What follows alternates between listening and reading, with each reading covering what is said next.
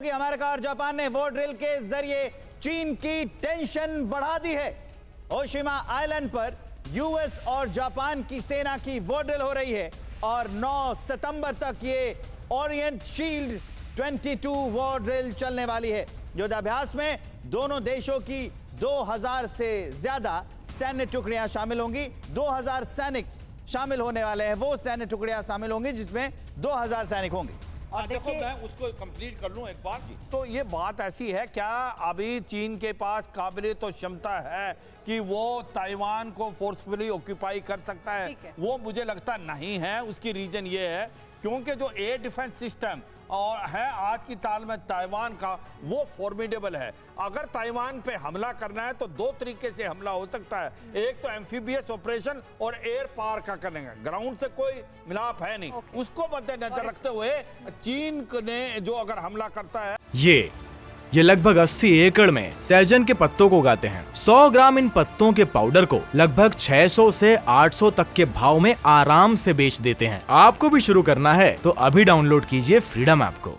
तो ताइवान के पास एक पेट्रोइड मिसाइल है और triply high altitude air defence system है। उसकी सारी डिफेंसिव बहुत पुख्ता है। बहुत बड़ी जानकारी दी सर। F-35 F-25 रैप्टर भी दिए हुए हैं। तो ऐसे में ये यूक्रेन नहीं है। चीन भी समझता है ताइवान को कब्जा करना बहुत मुश्किल है और इसीलिए शायद अभी वेट एंड वॉच की कंडीशन में ऐसा ड्रैगन, बिल्कुल सही कह रहे हैं आप, और इसीलिए बहुत ही गंभीरता से पहले चीजों को देख रहा है, आकलन कर रहा है ड्रैगन, और उसके बाद ही ताइवान पर अगर वो हमला करेगा तो उसके लिए रणनीति तैयार करेगा। देखिए, एक बहुत बड़ी जानकारी आपको देने वाले हैं। यूएस जापान की ड्रैगन को चुनौती किन मायनों में दी जाएगी ये समझिए आप।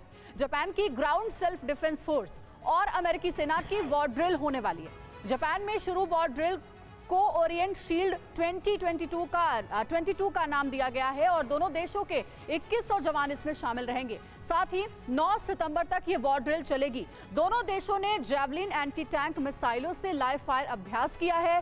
हिमरेस यानी कि high mobility artillery rocket system भी इसमें शामिल है और पहली बार दोनों देशों की electronic warfare unit anti ship युद्ध ट्रेनिंग कर रही है। वॉर ड्रिल का मकसद है सैनिक क्षमता और अंतरिक्ष साइबर स्पेस को बढ़ाना। सरदाना सर, ये जो इंफॉर्मेशन हमने दी है, यूएस जापान की ड्रैगन को चुनौती जो वॉर ड्रिल होने वाली है, किन मायनों में खास है? क्या ताइवान के लिए ये वॉर ड्रिल दोनों ही देश कर रहे हैं? क्योंकि जापान हमेशा से चीन के निशाने पर रहा है, हमेशा से जापान को धमकियां चीन की ओर से मिलती रही हैं। तो क्या ये जापान की भी मजबूरी है कि अमेरिका के साथ आकर के ड्रैगन को ये मैसेज दे?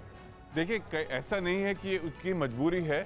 जो ये ड्रिल्स प्लान्ड होती हैं साल के शुरू में, अगले साल के लिए जो ड्रिल्स होती हैं, जो दोस्त देश होते हैं आपस में अपनी वॉर ड्रिल्स करते हैं, अपनी नेवीज को, अपनी एयरफोर्स को, अपनी आर्मी को एक साथ प्रैक्टिस कराते हैं। तो जरूरी नहीं है कि सिर्फ इसी समय की जो टेंशन बढ़ रही है उसी के लिए किया जा रहा हो।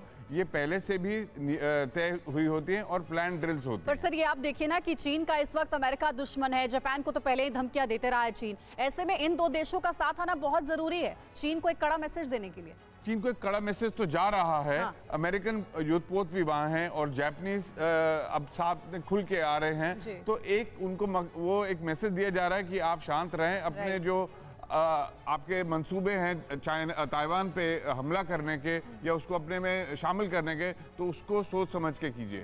बिल्कुल।